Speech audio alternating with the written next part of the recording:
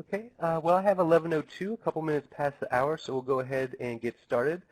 Again, I'd like to welcome everyone to today's Moving from Programs to Strategies through Career and Technical Education webinar. My name is Patrick Ahern with RTI, and I'll be helping with the virtual room today. So I'd like to draw your attention to the chat window in the lower left-hand part of the screen.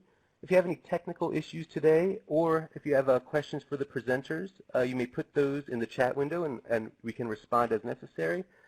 Also, to connect to the audio, please click on the phone icon near the top middle of the Connect screen, and that will bring up the option to either connect via phone or to connect to the computer audio. And for today, there are a couple video clips, and in order to hear the audio in those clips, that will only come through the computer audio, so if you can, connecting via computer microphone would be the preferred method for today's session. But without further ado, I'll turn things over to Greg Henschel. Greg. Hi, good morning. Well, we've all become friends and colleagues over the years, so before we begin, I know that everyone's interested in hearing about what's going on with Michael Britt Crane. So before we start the program, Emily, would you like to share some news? I would. It will save me probably 20 emails or phone calls today. Early this morning by text, Michael advised that Susie was in labor. They were headed to the hospital, and that he would keep us all apprised as to whether or not baby boy Britt Crane arrives on July 22nd or 23rd. So we're all wishing him well. We're also going to stop emailing and calling him for several days, and he will advise when he is back in the saddle and ready for work.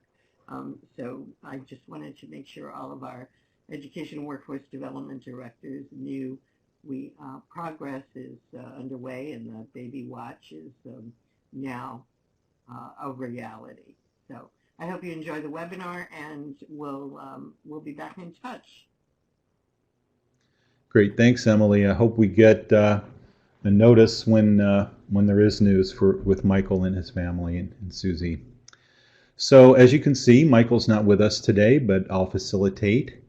And I want to just ask Emily to make sure to pass on to Michael and his family our best wishes for that.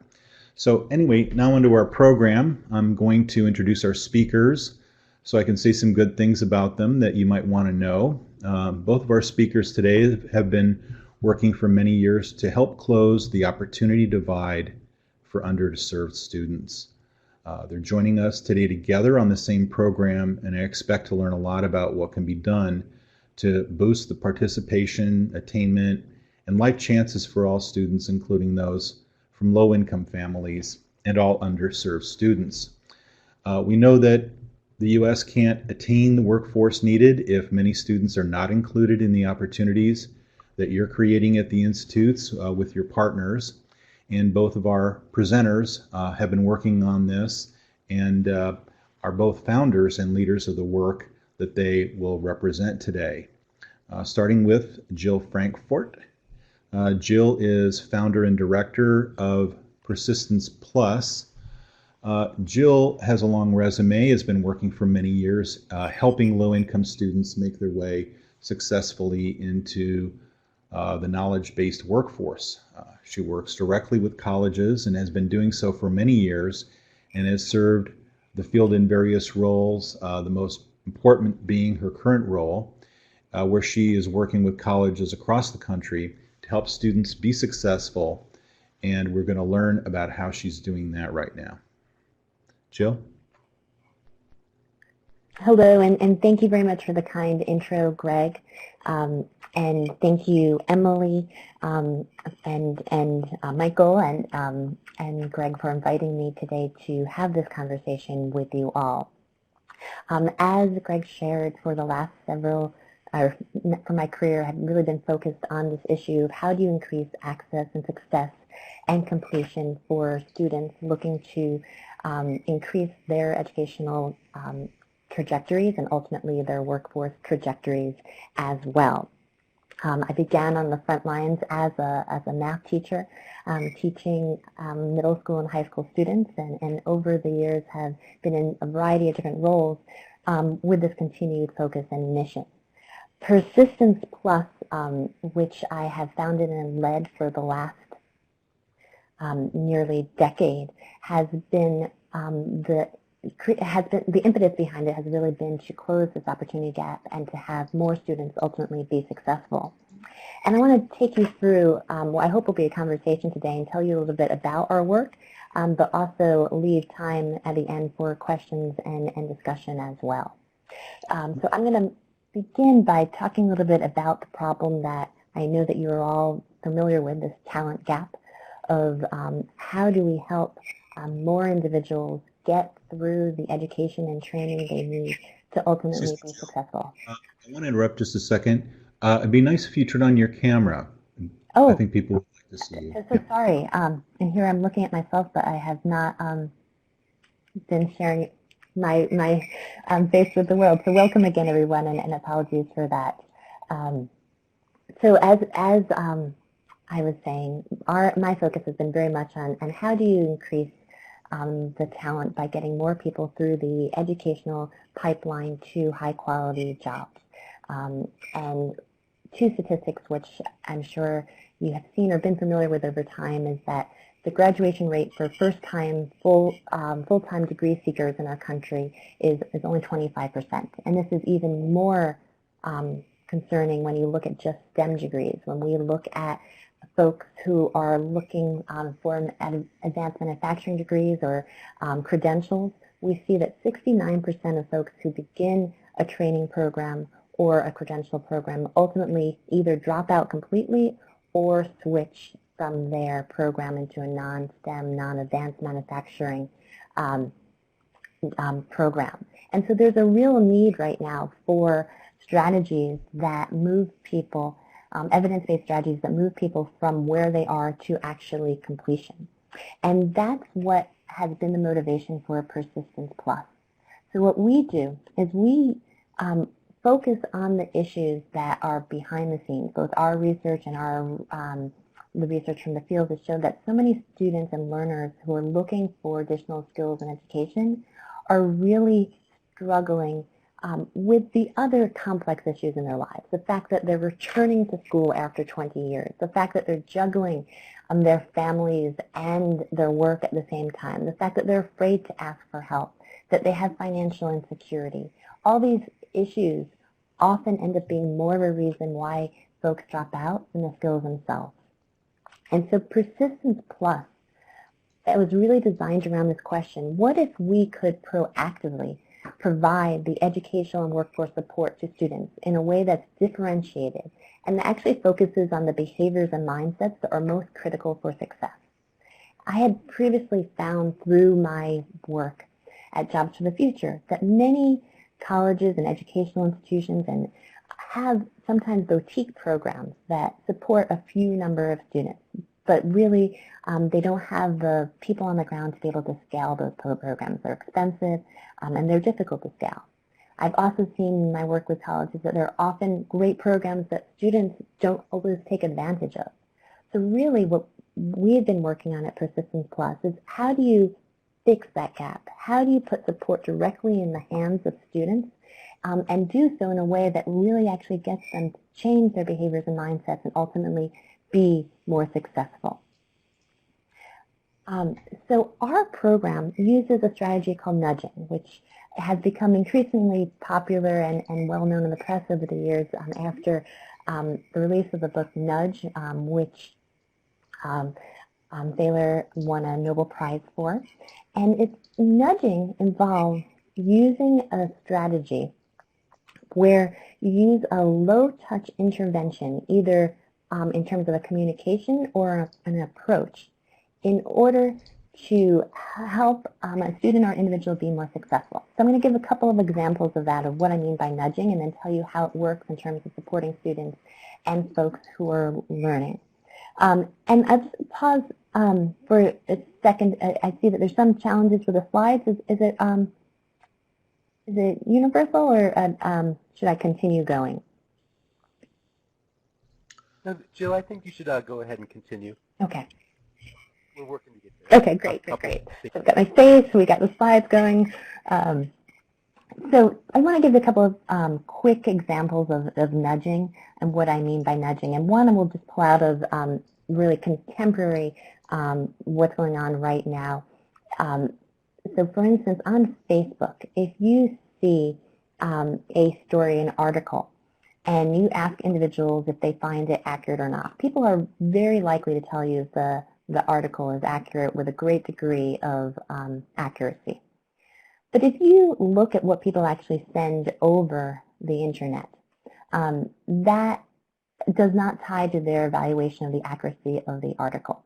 So what researchers have found over time is that if they actually ask people the question ahead of allowing them to send it, and they say, do you find this article accurate? They're far more likely not to send the article if it's accurate. So that little question there is an example of a nudge, where it shifted people's behavior after receiving a specific communication. And so we do that same thing with our students. So over their training program, over their education, we send them specific questions and comments that help them be more successful in their work. I'm going to give you another example, pulling from sort of this behavioral science base that we use. And then I'm going to show you the platform later on so you get a real sort of example of what this is. This is another study from a different period of time, because it's about hotels, when we all went to hotels. And what researchers found is if you are looking to have people who attend who are in hotels actually reuse their towels or in the room, it's really important for those individuals not to just be told, hey, save the earth, and not to just be told, hey, conservation is important. But if you tell them that 65% of the people who stayed in this room previously reuse their towels, they are much more likely to reuse their towel. And that's an example of a nudge, again, where you're using evidence and science, this time it's social norming, to help people make a different action or a different movement forward. And so in our work, we have a team of behavioral psychologists and social psychologists who design these different interactions that are then sent to students through our platform in a way that responds to their specific problem and the specific challenges or their specific strengths that they're relying on as they're working their way through a training or education program.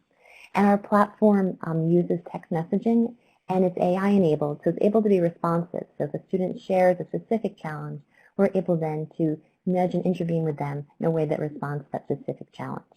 And what's been exciting over the last 5 years is that we've been able to show that this approach significantly increases the likelihood that students will complete the program they're in and reach graduation. We've had now more than 10 plus gold standard randomized controlled trials that show impact. We've seen up to a 10-point persistence uptick, and that's where the name of our company comes from, both persistence in terms of working forward, but also in the college sphere, persistence is moving on to the next semester. So we see that we're able to help more students move on to the next semester, and we've had thousands more graduates as a result of students who received the Persistence Plus nudging support. I want to tell you a little bit more about the types of partners we've worked with, because we started with working with colleges, our 2-year institutions, 4-year institutions, online institutions, but over time have really moved to work with a variety of different partners, from employers to the federal government. We were a partner on a grant with the Institute of Education Sciences, where we supported students who were more than halfway through their training program to see if we could significantly move the needle there. And we found that we could in a project working with community colleges and 4-year institutions across the country. We've also have worked with a variety of nonprofits on specific issues, from supporting foster youth to working with housing providers who wanted to make sure that individuals living in specific housing communities were offered educational and workforce support. And we now also work directly with employers, making sure that they have a pipeline of real talented individuals who are getting the education they need and will ultimately be successful in the workforce.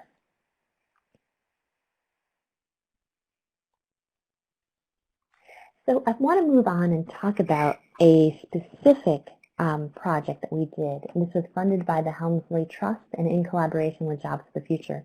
And here we worked on issues very specific to advanced manufacturing with a focus on middle skill STEM. So in addition to advanced manufacturing, we also had some folks who were in the health and applied health fields.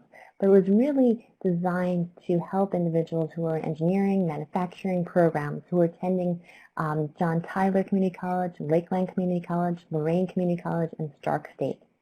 And the colleges came to us because they had a real realization that they were losing students who came in and were interested in these fields, and that there was a real gap because there were employers in the area who really wanted these students ultimately as graduates.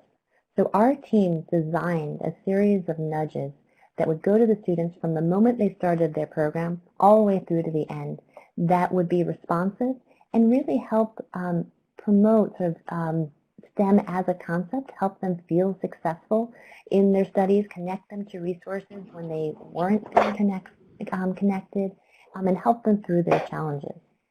And we found as a result of this support, we were able to increase the number of students who moved through this program at 10 percentage points compared to students who were not receiving the support. And this was 3,000 plus students that we were working with in this first study I'm showing you here.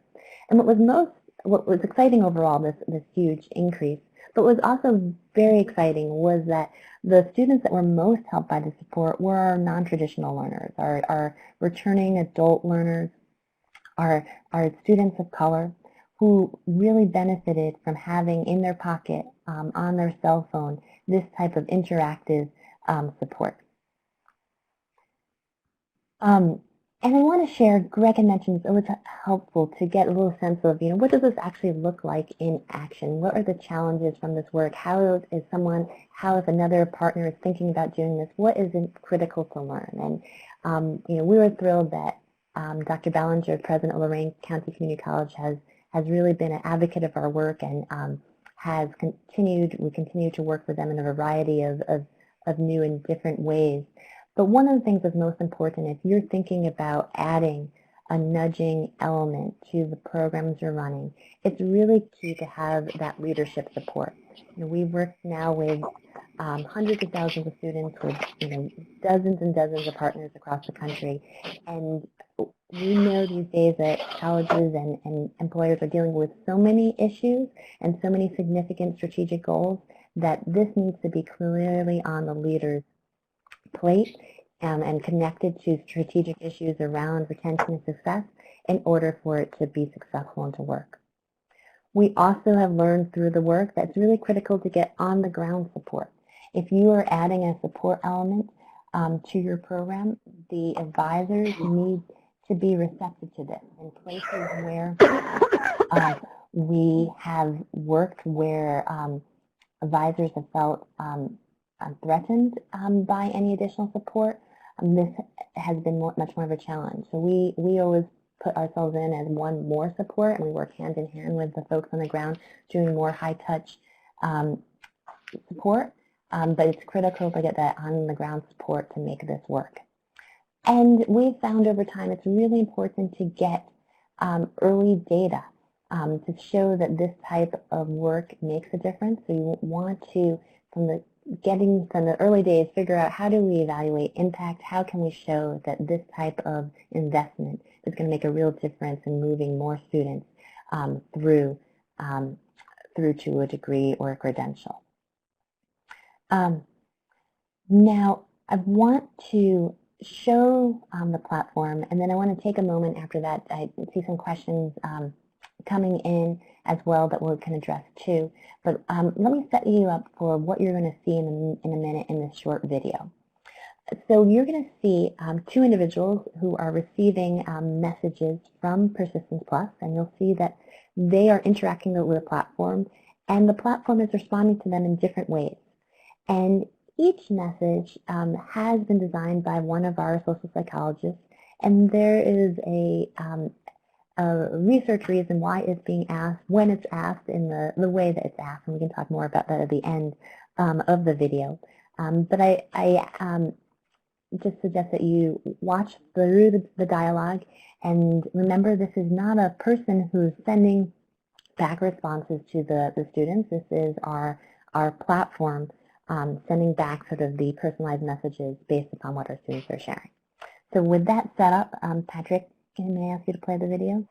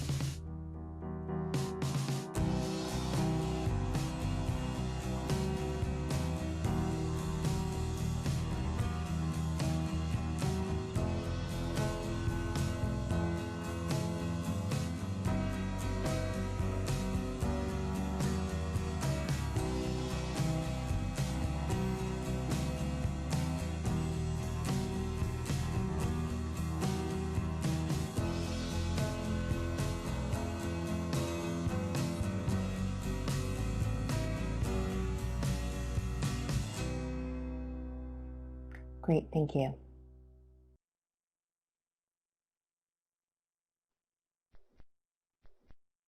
I see some reports of folks who had trouble viewing the video.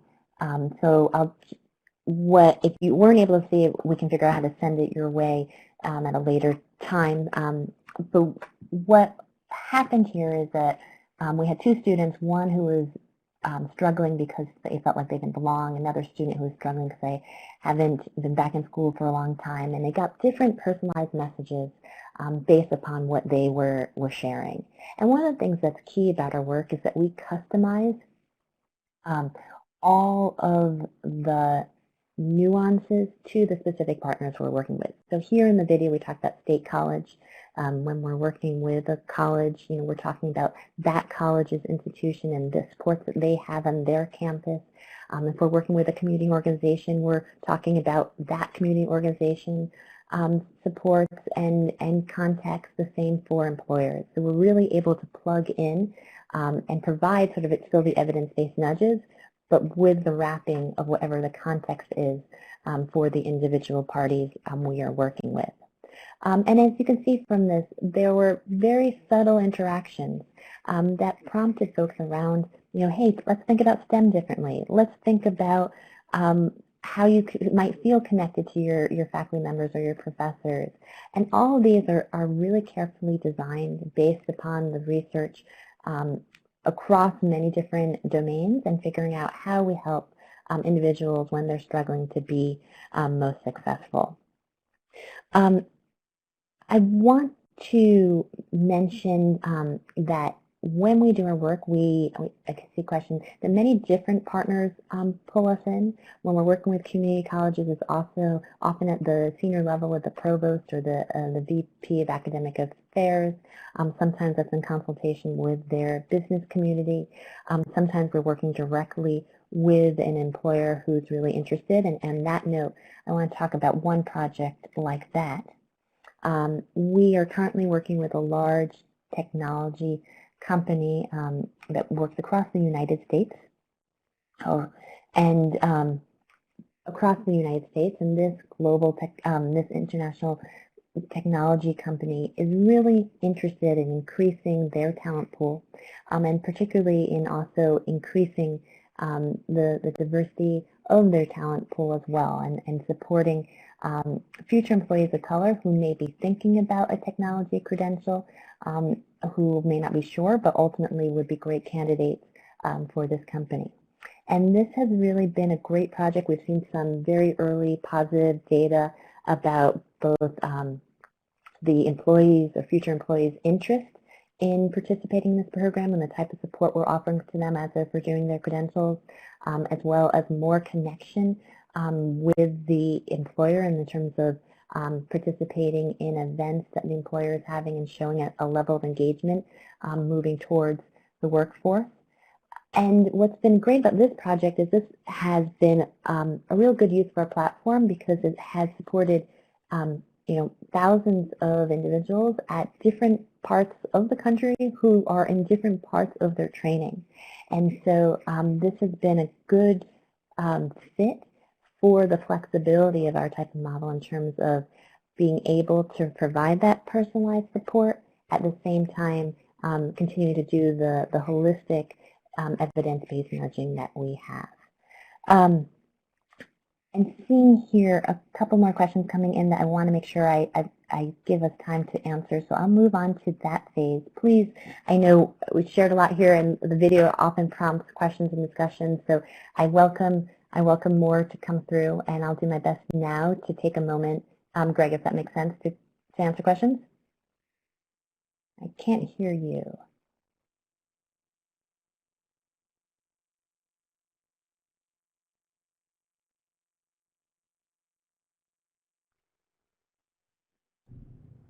Okay, maybe this is better. Okay, well, let's start with the question that was in the chat room from Becky Lewis. She says, I'd love to hear an example about how you've done this with employers and how this has worked. I'm also interested in the balance you see between using this platform and the role of human capital, particularly for some adult learners. Fantastic. Thank you, Becky. So yes, I think we always believe that you need to have both. So this platform is great because it provides, one additional support at off hours, in the moment when a student is having a struggle, that sort of supplementary support. It's not in any way designed to replace, a counselor, an advisor, human capital who can sit down and say, hey, let me, walk you through this problem, or hey, let me help you with a specific skill set.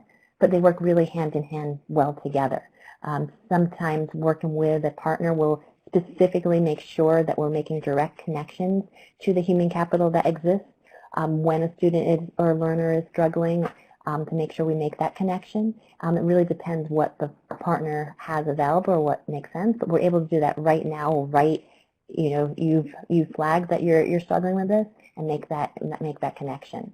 I think the best, we've worked with partners who have none of the human capital and support, where we're really providing like sort of the only support that individuals are having as they're having a training program, to ones where there really is bells and whistles. And we've been successful in both places. because we have a team that can sort of do that alignment to make sure, we're capitalizing on the assets that are there. And so in terms of employers, we've worked with a variety now, from the technology example that I shared to a biotech industry where there was interest, again, in supporting folks who were working but were getting additional training to be able to move up the career ladder, and we were providing nudging support to them as they were moving through that, and then even through their completion of that program into their initial jobs as well. So have the flexibility to either be both just the educational part, but also as well the workforce support as individuals are continuing on into their jobs. Sure. Yeah, I was going to pick up on something you said, that it's not a substitute for the counselors, but earlier in your presentation you did talk about how the program did seem threatening to some of the counselors. How do you deal with that? We've learned, from the early days where we begin to work with the senior leadership and get started, that it's really important to have some sessions where we're sharing out about what this looks like. We are talking about, the counselors as important assets who are participating in the program, that the leadership is sending the same message, that there's opportunity, that we're sending out a FAQ about the program, so that there's no concern that this is, designed to replace, that we don't see ourselves as this is just cost cutting, you can get rid of your counselors because of this. This is really an extension of support beyond what your counselors are doing. So that, making sure that that time and that communication happens well has been something that we've really learned over time.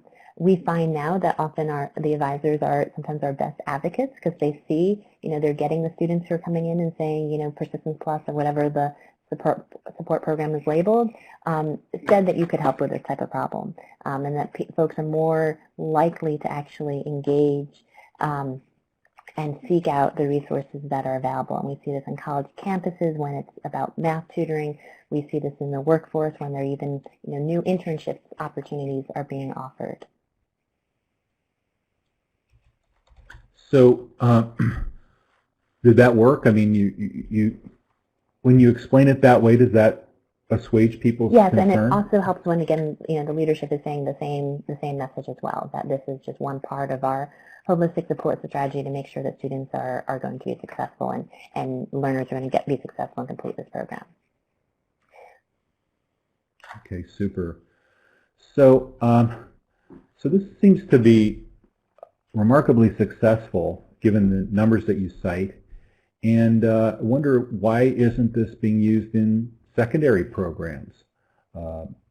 What's the factor that limits you from doing that in secondary we started programs? in the college space, and we started in the college space because when we began, cell phones were sort of like a no-no in the secondary world. That has really shifted over time, and so we now do work with some high schools or through some nonprofits that are sponsoring programs in high schools. So, for instance, we're working with the Michigan Hispanic Association right now, who has a program of support for individuals in Michigan when they are seniors, and making sure that they are able to pursue whatever pathway they're interested in pursuing and are successful in that pathway. So we're increasingly being pulled in that direction. We have found that just understanding the sector of community colleges and four-year institutions requires a lot of learning. So that's where we've taken the biggest step forward, but increasingly, as you said, are being asked to shift the model to be able to support high school students as well as they're going through CTE programs. Well, that's exciting. I look forward to hearing how that goes. Thank you. Do you get any resentment? I mean, are there students do you get any feedback that students find it oppressive to have these nudges? What kind of feedback are you getting from students? It seems to work, but do they like it? Yes, what we hear is that someone has my back. They feel like the institution or their partner really cares about them. So the way that our program actually works is that the partner we're working with, when we're working with educational institutions, are able to automatically offer the service to all of their students. And so students are able to begin on day one of their instruction or training program with this type of support. And we find that over a year of support, so 85% of students stay engaged with this type of interaction.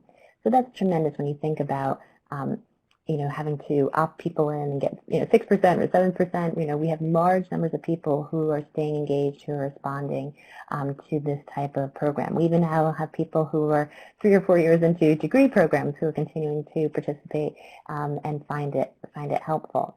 I think it also is, we're really careful about the tone. This isn't designed to be a nag or a nudge. This is designed to be a message of caring support that is coming to you through your phone. And we also pay really attention to the philosophy of the partner to make sure we're getting that message right as the way they think about it too. Well, I'd like to ask a couple more questions, and I think we have time before we switch to Elise.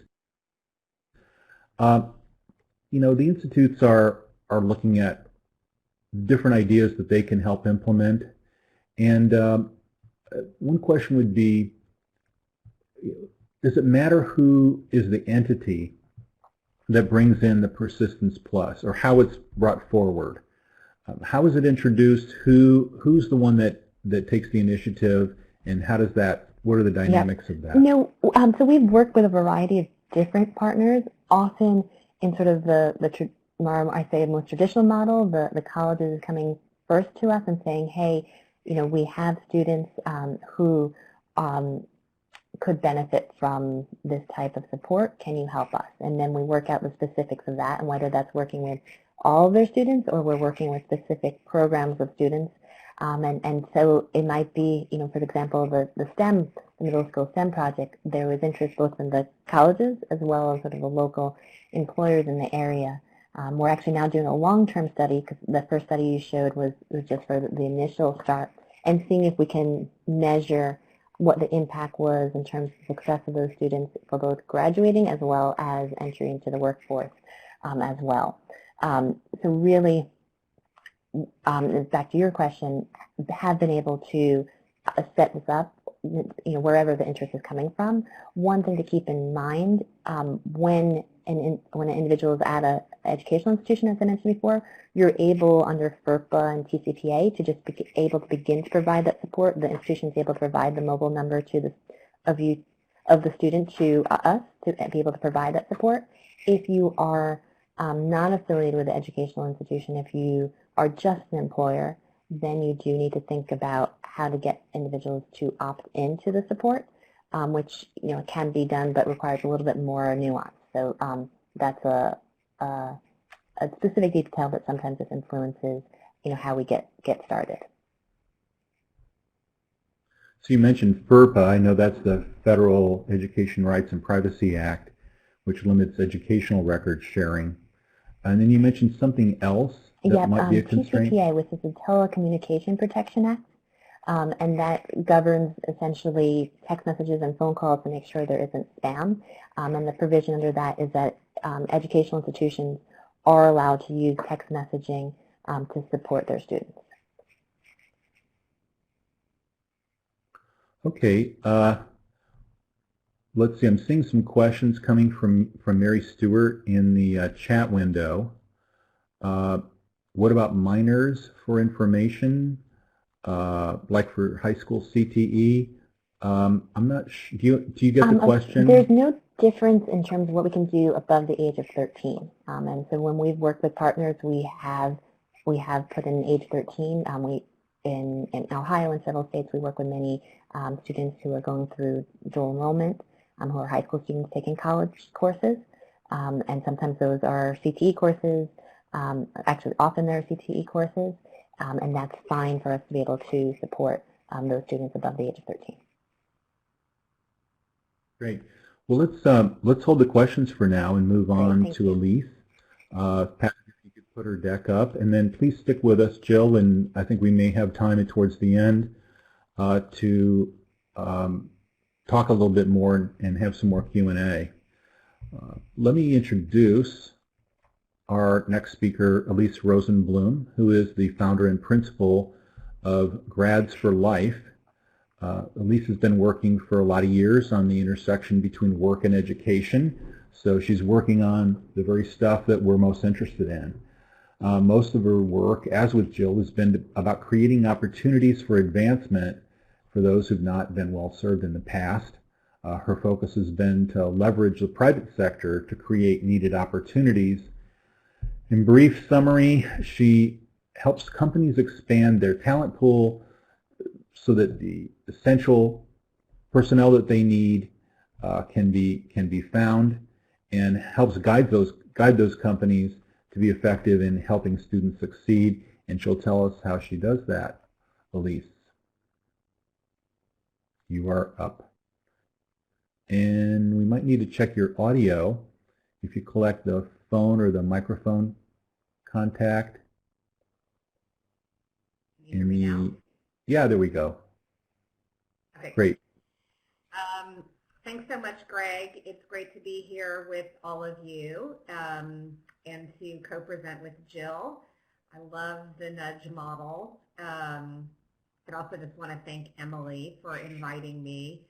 Emily is a great longtime colleague. We've been parallel playing in this universe for many years, so it's a thrill to be here today, and thank you.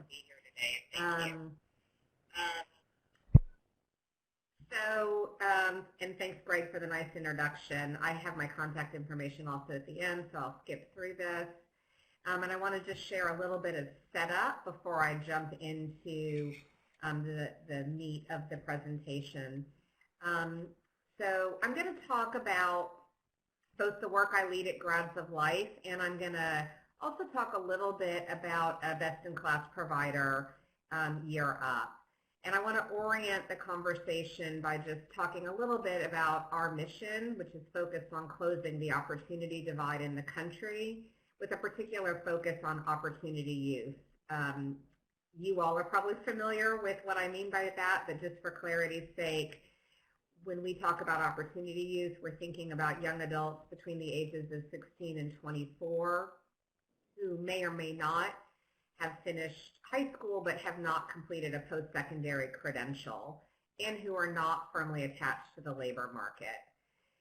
As Greg said, at Grads of Life, we really focus on leveraging the power of the private sector and helping employers understand the role they can play in helping to close the opportunity divide. Obviously, there's also a tremendous amount of work to be done on the student side to ensure young adults are prepared with both the skills and competencies they need to make successful transitions to work. So in the work that we do, we are constantly thinking about the play of supply and demand, and I always like to orient people to that kind of dual focus. And I think for the work you all are doing, as you're thinking about new strategies in your communities, I would encourage, if you take anything away from what I'm going to share, really having that mindset of both ensuring students are prepared and providers are thinking comprehensively about what that takes, and also that the employers are prepared and are adapting their practices to create on-ramps for the young adults, the students that you're thinking about serving. So, one of the major benefits that we find in our work is when employers are able to think differently and adapt their practices, they're actually able to unlock access to whole new pools of talent that they either haven't seen or that they've been either intentionally or unintentionally screening out. Many employers, most employers, use a resume as one of their screening tools, and what we have found in our work at Grads of Life is that a traditional resume often does not create space for non-traditional candidates to really share the strengths that they would bring to the workplace. So we created a tool called the 7-Second Resume, which is designed to enable opportunity use and, frankly, other individuals to kind of reframe their story and share in a very concise and compelling way a skill that they will bring to the workplace. It's not intended to take the place of a resume or an interview, but it is intended to interrupt the process by which this talent pool gets screened out, and for employers to take a pause and think more broadly about how they look for talent and who may be part of their talent solution. So we're going to take a minute and actually let you have a look at the 7-second resume now.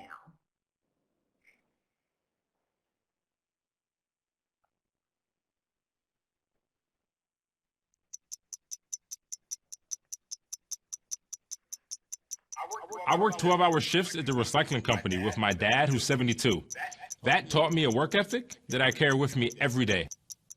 When you're running your own business and taking care of your disabled brother, you tend to learn about responsibility pretty quickly. I was living in a shelter juggling 3 jobs. I had to be resilient. That's something that you can't teach. Growing up where I did, a lot of things could have gotten in the way of my goals, but I learned to push through, and that's what I bring to work every day. My parents weren't fluent in English, so in school I had to be independent and take initiative, and that's how I handle every project I get.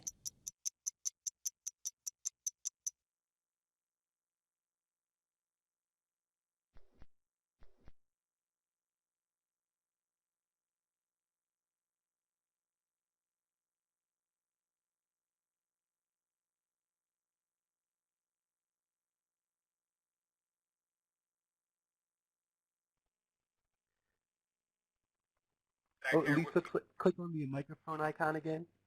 Yeah, I'm back. Sorry, it automatically muted me. Apologies for that. So I think you guys can see the power of the 7-second resume is really is to get employers to kind of shake things up and think a little bit differently. And it's one example of many, many practices that companies can integrate in order to build more inclusive and supportive talent pipelines. So taking a step back, when we think about closing the opportunity divide, we know it, as I said, it takes work both on the provider side, ensuring that young adults are prepared, and on the employer side, ensuring that they are adapting their practices. And we use a model that you can see here on the screen that really calls out a series of steps that are required to move opportunity youth and other opportunity talent into appropriate training, supportive environments, and ultimately connected to good jobs with access to upward mobility. We divide that into 6 stages, and you can see on this graph that there's a specific role at each of those stages for both providers and employers.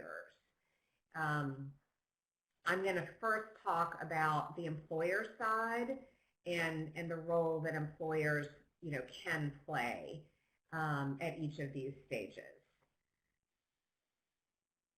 So we've built out a set of principles and best practices. Over the last 5 years or so, Grads of Life has worked with many, many employers, both large employers who have large commitments to hiring opportunity talent. We've also worked with industry associations and their members in multiple markets around the country to understand what it really takes to create inclusive practices. One of the things we found is that employers often are eager to bring opportunity talent into their pipelines, but they don't know where to start. So we have worked over the last couple of years with MIT, McKinsey, FSG, and some others in the field to codify a set of research-based principles and best practices. They really follow that talent pipeline model that I showed you. And the nice thing about these practices is they're extremely concrete and actionable for employers. So for example, if you look at recruiting and hiring, you would find practices including things like eliminating a 4-year degree for jobs that don't in fact need 4-year degrees, lots and lots of middle skilled jobs. Companies have been inflating degree requirements that screens out lots and lots of people, often unintentionally. Things like using skills-based hiring and competency frameworks also can increase inclusive hiring practices. When we look at retention and advancement, you would see practices like ensuring that frontline managers are properly trained and prepared to support opportunity talent.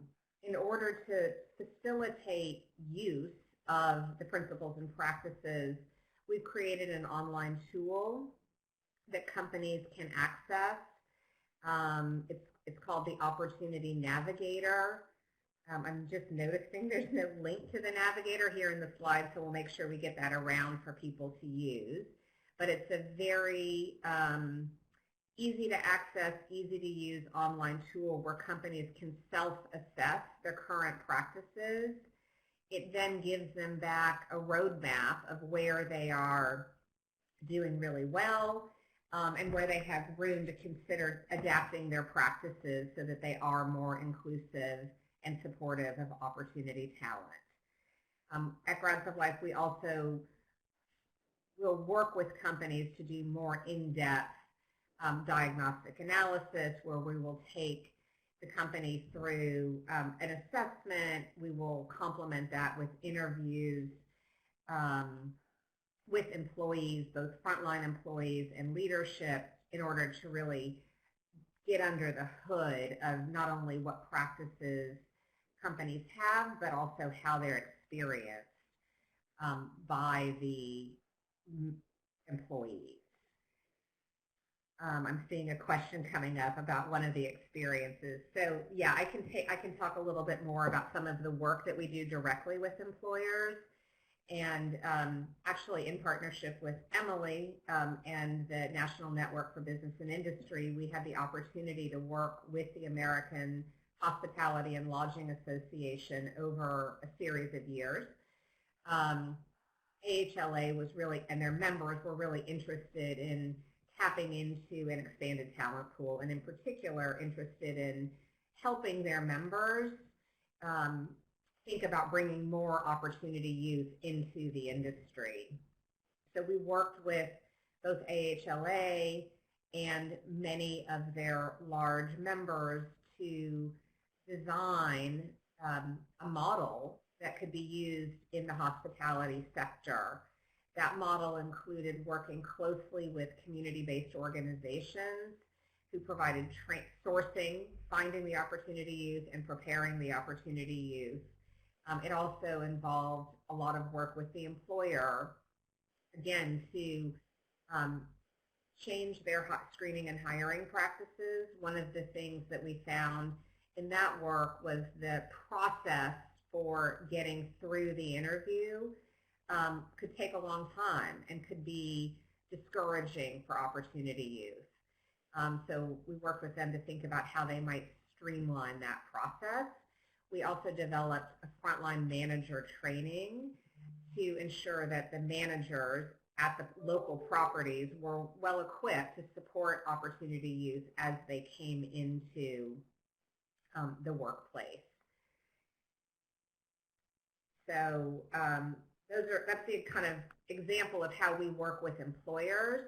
One of the really exciting things about the work we've done with AHLA is once we built that model with them and helped them replicate it to a number of markets, they have now integrated much of that work right into the industry association, and Grads of Life has slowly backed out of driving most of that work. We actually still work with them to support one component, which is the work-based experience, which, as you all well know, is a critical transition period for moving young people from education into employment. So as I'm kind of drifting into the provider side of things, why don't I just go ahead and shift myself there. We know from the work we've done at Grads of Life, that for employers to really create inclusive and supportive talent pipelines, they almost always need a great provider partner. And the provider partner plays a number of important roles. You know, one of the critical roles is finding opportunity youth, which is challenging because by definition these young adults are not in the traditional places that employers look for talent. They're not in college. They're not, you know, they may or may not even be in high school, and so community-based organizations play a really critical role in what you would potentially, as an employer, think of as sourcing. One of the leading providers in the country is an organization called YearUp, and YearUp works with Opportunity Youth, providing training and a work-based experience, and has had incredible success over the last 20 years. I'm going to talk just a little bit about them as an exemplar, and my suggestion is really just that I will try to call out some of the approaches and strategies that YearUp takes that I think makes them best in class as we're thinking about scalable solutions to move opportunity talent into jobs. So just a few quick stats about YearUp. I think I mentioned they've been around for 20 years. They've at this point served 30,000 students. They've had tremendous success increasing the wages of the young adults that they serve, and in fact in 2 RCTs they've been recognized as delivering the largest increase in wages for young adults of any workforce program that has ever been evaluated through the RCT process. So extremely impressive outcomes. One of the things that makes YearUp so effective is they really have a dual customer focus, and they think about the young adults they're serving as, you know, one of their customers, and they think about their employer partners as the other customer. And I think it's this dual customer mindset that really has made them as effective as they are. So key elements of this program are a combination, a very integrated combination of high support and high expectations, a very sophisticated training model, pretty intense guidance, and then the work-based experience. Some of the highlights, I think, of the YearUp program, when we think about the training they provide, it's a combination of technical skill training as well as professional skill training. They really focus in on those common employability skills, and those are just as important as the technical training that's being delivered through the course of the training provided at YearUp. The training period is 6 months, and during that 6-month period, the young people are earning an educational stipend. They're highly supported by advisors and mentors. They sign a contract to be part of the YearUp program, and that contract is really designed to drive the behaviors that young adults need to integrate in order to be successful in the workplace. The second half of the YearUp program is a internship, and the internship is also a period where the young adults are earning an educational stipend, and they continue to check in and have a half day at YearUp where they come back for support, coaching, and guidance. YearUp works really closely with its corporate partners to understand their needs so that the technical training really meets those needs, and they work closely with the corporate partner to make sure that the managers that are managing the interns are well prepared to support the interns as they make a transition into the workplace. So these are all elements, I think, that really set the students up for success. Sorry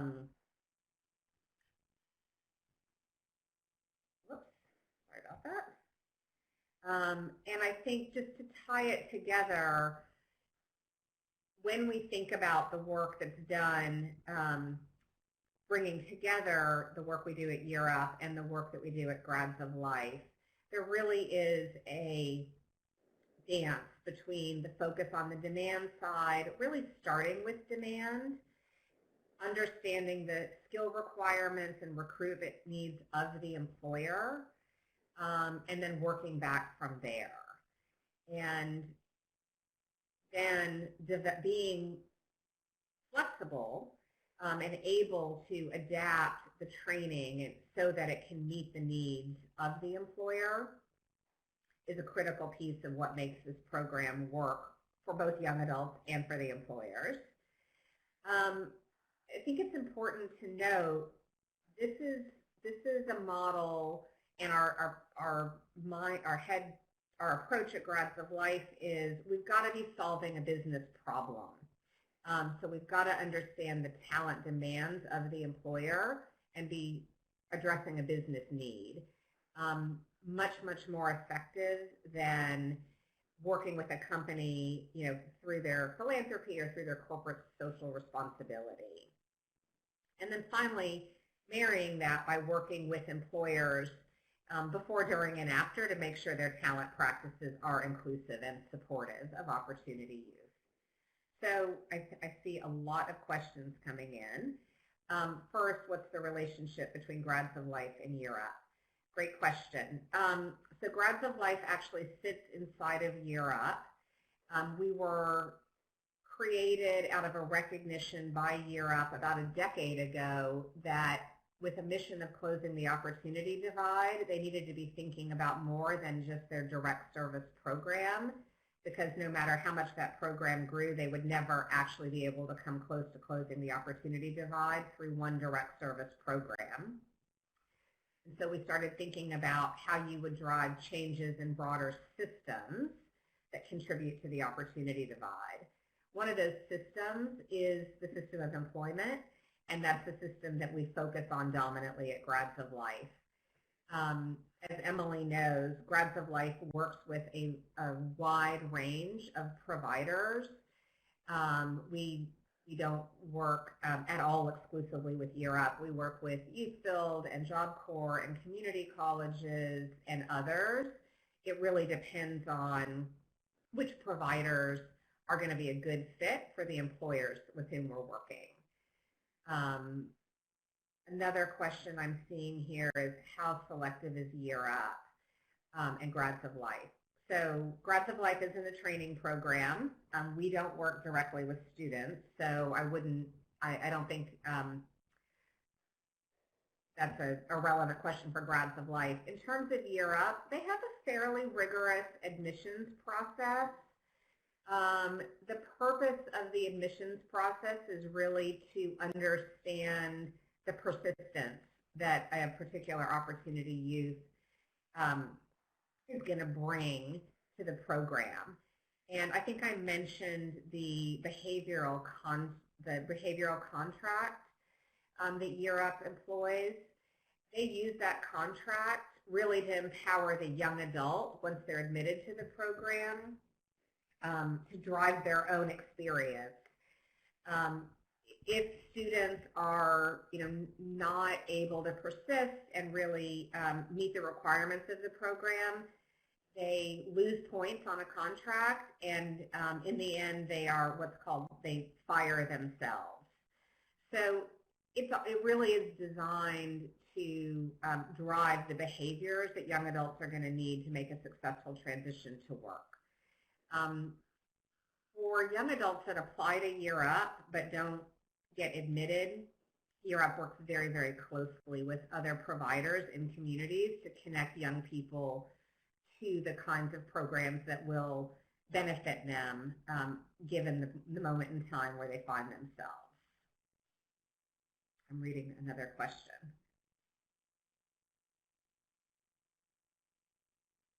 Great question. So the question is about how to think about identifying CBOs that will do a good job sourcing and preparing young people.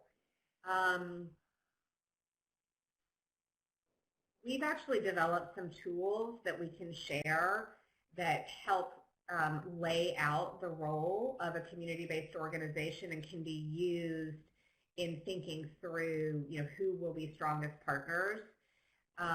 It's a tool that we built for employers, but I think it can be deployed in a variety of ways. And as you all are convening stakeholders in your regions, I think engaging CBO partners, other education partners together with employers to really co-design and co-create the kind of talent pipeline you want to build in that community is a great place to start.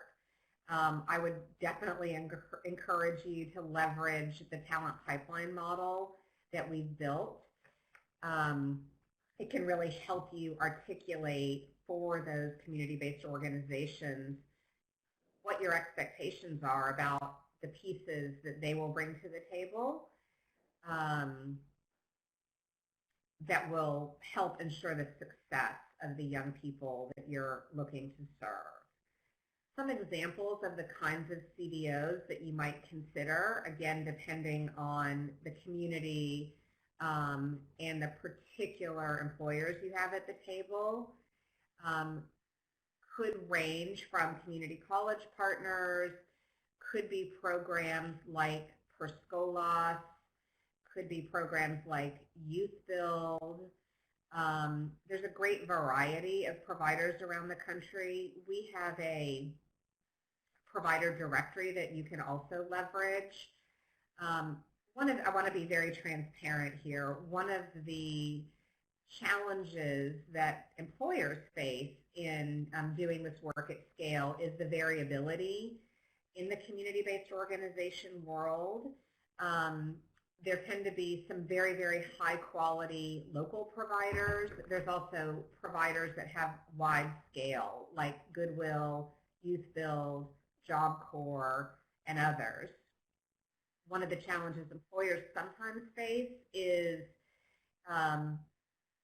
not always finding total consistency with that provider community from market to market. So it is important to dig in that local region with the providers that you're bringing to the table and really articulate expectations around their role in the work that you're doing. Just like you would articulate the expectations for the employer and the role that they can play. Elise, I'd like to interject here with a question about program improvement. What you're trying to do is challenging. You talked about having sort of two customers, the two directions in which you're trying to serve. And there's a lot of ways things can go wrong, I'm sure, and I'm wondering how you do reconnaissance on how well things are working for both groups that you're serving, and what your improvement approach and pathway is. So we have really a continuous improvement mindset. When we're working with employers, we strongly encourage and coach them to track data and assess the impact of their practice changes on a quarterly basis. This is an area of real challenge for companies. They tend to actually not dig into their own data in a very intentional way, and so we provide a lot of coaching on that so that they can begin to understand the impact of changes that they're making and either continue with those or reassess. On the provider side, similar really approach. I mean, providers are actually more used to tracking their metrics. I think the question with providers are, which metrics are you tracking, and are those metrics actually tied to outcomes that matter to employers? This is one of the big challenges that we face in our work, and that I think we as a country are struggling with, that while we ask providers and educators to track metrics, they're often not tied to the labor market needs of employers, and so there can be a real lag. Those are two thoughts that I would share. Looks like Becky has some good questions as well. Let me just read these really quickly. So the question with respect to adult learners and incumbent workers, I would say that the approach that YearUp takes in its work is really an adult learner approach. They think about the young adults that they serve, and they actually serve young adults between the ages of 18 and 24 as adult learners. And that model is designed really with that framework in mind. We actually collaborated with YearUp about a year and a half ago to take a close look at the IP that YearUp had built over the last 20 years around its methodology and curriculum for the common employability skills. And together we built a modular training program we call Career Labs, which was initially a 40-hour in-person boot camp and has been transitioned over the last year or so to a train-the-trainers model, and now with COVID has become entirely virtual. And Career Labs is now being used successfully both with incumbent workers. We actually just completed a Career Labs training with a large employer that was interested in upskilling frontline workers to support their career progression. It's also being used with a number of community colleges as a add-on to drive at the common employability skills to help ensure that graduates are more prepared to make transitions to work. And then Becky had another question about challenges we've seen with employers in building inclusion as a core practice. So I would say that it's a constant work in progress for employers. I don't think building inclusion as a core practice is actually work that's ever done. We've been working closely with a number of employers over the last several years, and the journey that we've seen them go on is really prioritizing and tackling different practices piece by piece. We're in an incredibly interesting moment in time here in the country where first we saw a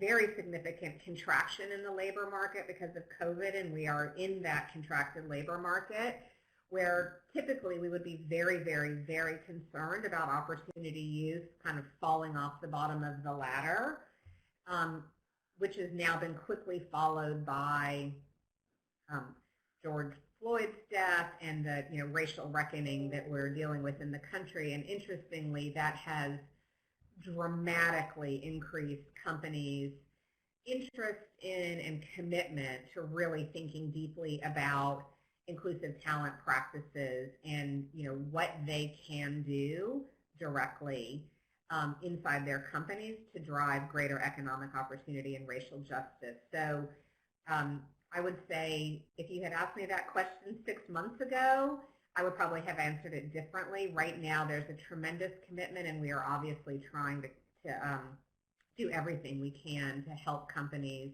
really integrate these best practices and use the framework to drive lasting change inside their walls.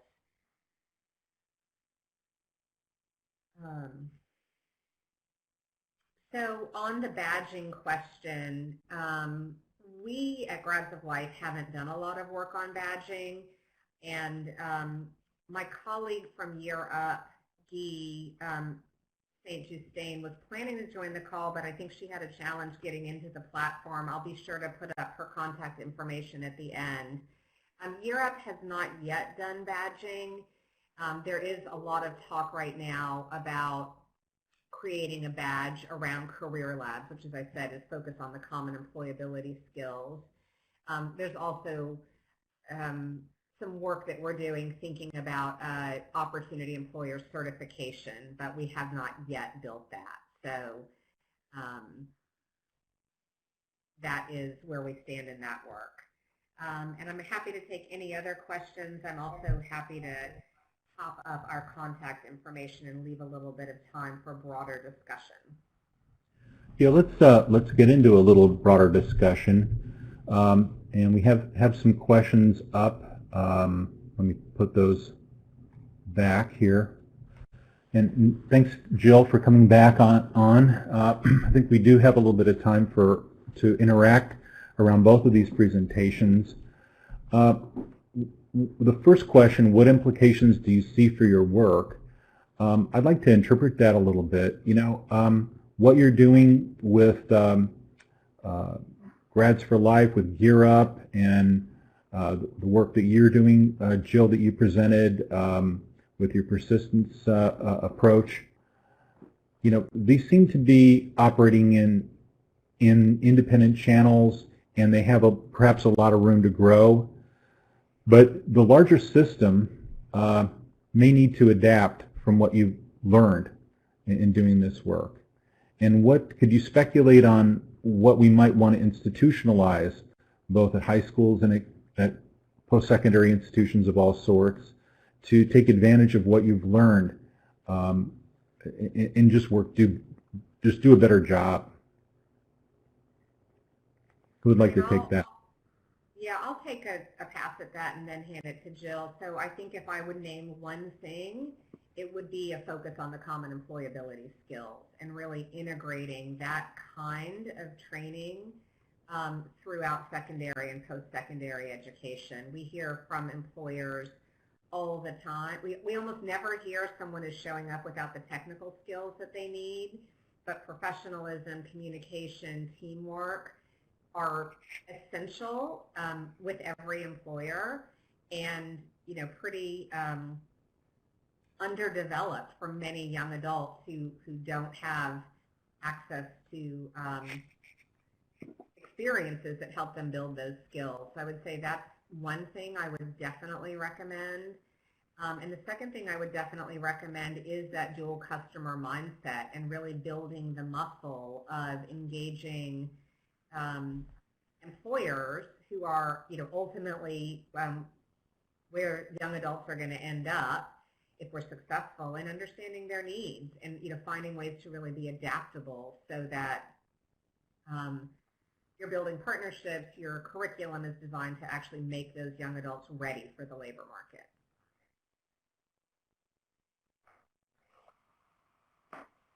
Yep. You know, I think one thing that jumps out at me is, you know, one size fits all messaging support doesn't work, and really thinking about how to do the nuances and engage with individual learners and future employees in different ways is so important. You know, to Elise, to piggyback on a little bit what you said, those non-academic skills or non-workforce skills, those other pieces, we find so often students don't know how to ask for help or don't feel comfortable asking for help. So breaking down the stigma around help is something that we also really work on with our messaging and our communications, and helping the barriers be so low, and so that students and learners get comfortable doing that, and they can do that, you know, through the rest of their workforce and career.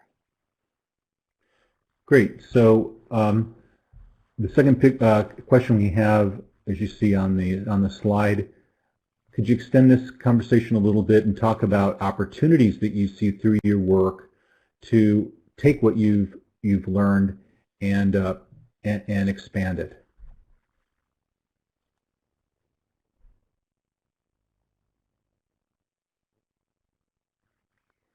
I mean, Elise, I was going to let you go forward.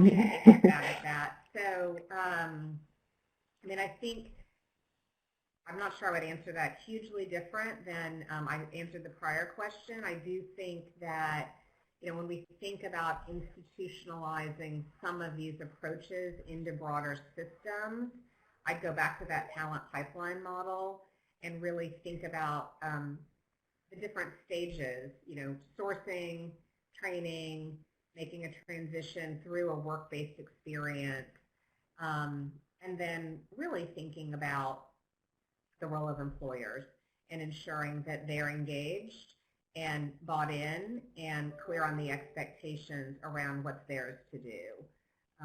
So you can see that really playing out in a region through a stakeholder community where everyone comes to the table and lays out their role and makes some commitments around working together to move large numbers of young adults through programs and into jobs, and really think about the jobs and career growth as the ultimate goal.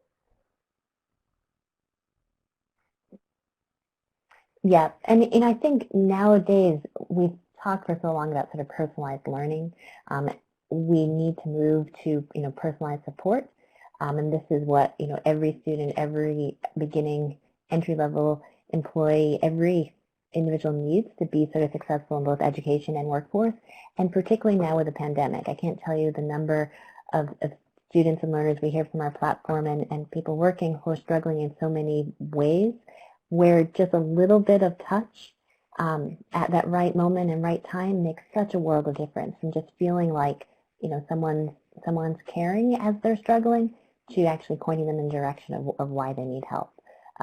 So it goes a long way, and I think we have many opportunities to sort of plug in the technology, smart technology, where it can really leverage all the folks on the ground doing some of those deeper conversations. So when we planned this program, I asked you to think about what you would tell about what's hard about what you do. I mean, for both of you, the work you're doing is about spanning different sectors, different groups, getting collaboration, getting people working together, working in new ways. And given that people are involved, there are always challenges. However, on the surface, rational, the kinds of things you want to do are. And so in solving those problems, in bringing about the shifts that you're both bringing, could you talk a little bit about what's been hard about it, what's been really challenging, and how you will get people to act differently and think differently, and how you brought that all about? I mean, I'll start. I think at Grads of Life, our focus on employers is a pretty unique approach when you think about closing the opportunity divide. Most people start with providers or with young adults, and we have worked very, very hard, and honestly, it's been challenging to change employer perceptions about opportunity use, and our work started there, really shifting those perceptions, opening employers' thinking, really at least inviting them into considering a pool of talent that have frankly carried with them a lot of negative connotations over the years. And so I think really understanding and starting with that perception change has been critical.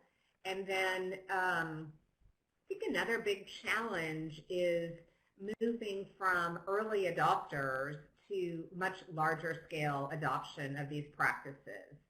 And one of the things that's been important there is to begin to build a body of evidence that this is actually good for the bottom line and not just a nice to do, or not something you would just drive through philanthropy. That's very much a work in progress. To be honest, this field is quite young, and there is a lot of philanthropic investment here at Grads of Life. We try to work as much as we possibly can with employers on the business side, with employers using real budget to build out these programs to drive long-term integration. I think the other real challenge in this space is scale. And going from small programs that work really, really well to broader scale. And interestingly and somewhat ironically, the pandemic has unlocked a lot of innovation that I think is going to drive much greater scale. Along the lines of the work that Jill does, and really just thinking about virtual training, virtual support, things I think a lot of employers and providers thought was never possible are happening. And it'll be great and interesting to see what we carry forward from this period. Thank you. So a couple of thoughts, and many dovetail, at least with what you have shared. I think one piece on the ROI question, I think now we think about it as a question that we ask potential partners, and what would it mean to you if you have hundreds and hundreds more graduates in this program? And so we can talk about the benefit financially, but often that mission-aligned question of, what does this mean for, your economy? What does that mean for your college? Has really helped shift how our partners have worked. So this isn't about technology anymore. This is about change management. Let's think about where you want to get to, and then let's backpedal and figure out how to put in that support to get you there. I think over time we've really understood and have worked with our partners to figure out how to plug in, and again, to that big picture thinking. You can't have 12 different technologies, 12 different initiatives, and expect to get to where you really want to go. So if you want to reach a place where you are going to dramatically increase the number of learners who are being successful, you have to start with that and really own that, and then think about, okay, well, let's put in the technology that can support that. Let's put in the supports that support that, and then let's learn together. Because I think things that we found, we initially, we found that sometimes when we even there were unexpected learnings along the way, such as there were learnings where we were pushing students who were having financial challenges to colleges that had emergency funds. And sometimes there was a resistance to deplete the budget of those funds, which makes sense. You don't want to run out of money supporting students, but also that was what the funds were there for, and the students were able to take advantage of them. So we had to figure out, how do we think about that issue differently, and how do we work with the college to feel comfortable without using all their budget, or feeling comfortable about having a different process around that. And so it's really been a sort of an R&D with our partners, figuring out, okay, what did we learn because of students' new actions or students' new responses that can then help the next program. With our technology partners right now, there's a lot of learnings and thinkings about how do we do things differently now that all the touches that we used to have with people are going away, and what can we do to reshape that engagement pipeline to be able to have that connection piece, which is so important. Well, I'm looking at the clock and have a number of things I'd like to probe a little further about, but our time's come to an end, and so I wanted to thank you both for a stimulating and informative presentation. We've tried to introduce you to some people at the Manufacturing USA Institutes that can be colleagues and take advantage of what you've learned. And we encourage everyone to stay in touch with our presenters that have a lot to offer. So Jill and Elise, thank you so much. I also want to thank our colleagues who we haven't mentioned every time, but Bruce Kramer and Celeste Carter at the National Science Foundation who've supported this initiative. We want to thank our friends at RTI, Sandra Stackless and Patrick A. Hearn, for their support, and always thank our good friend Emily DeRocco for her leadership and her organizing of this program today. We'll be coming back again in a few weeks with another webinar in this series, and with that, we will close the program. Thanks to everyone for coming today. Bye-bye. Thank you.